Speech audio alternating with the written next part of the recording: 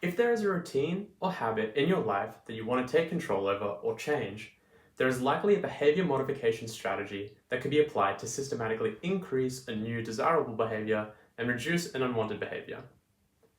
Consider something as simple as routinely falling asleep on the couch rather than getting up and getting yourself to bed. Say that this is a behavior that you want to eliminate rather than maintain because you can recognize that there are negative consequences, such as a stiff neck, poor sleep, and compounding grogginess.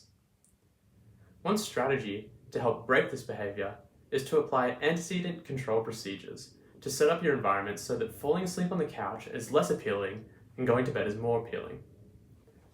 An antecedent describes the conditions, feelings, and situations that happen before a behavior occurs.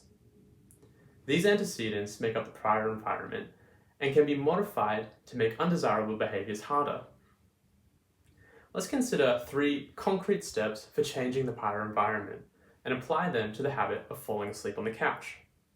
The 3 steps are to remove the cues, increase the response effort, and decrease the effort of the desirable behavior. However, before any intervention methods are applied, it is useful to have a clear understanding of your situation, and this can be done by an antecedent behavior consequence or ABC assessment. Clearly identify your current undesirable behavior, in this case, falling asleep on the couch.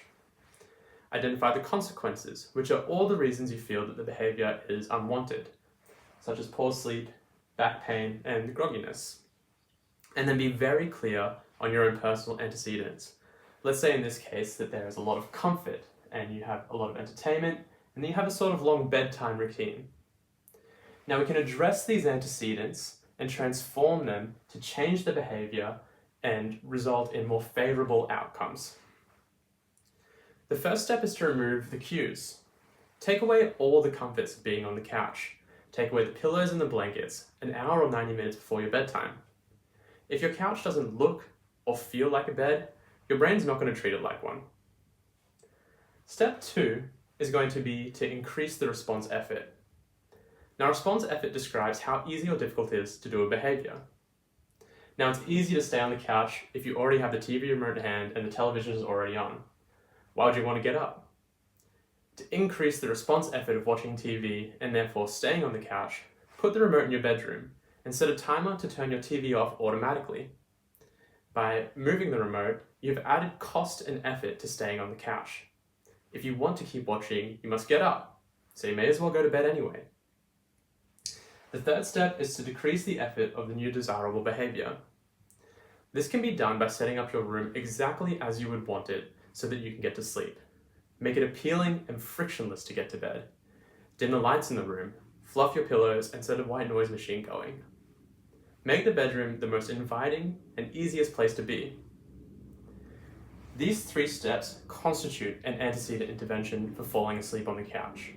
Changing the prior environment by removing the cues for comfort, increasing the effort required for the undesirable behavior, and decreasing the effort required for the desirable behavior are all steps towards behavior modification.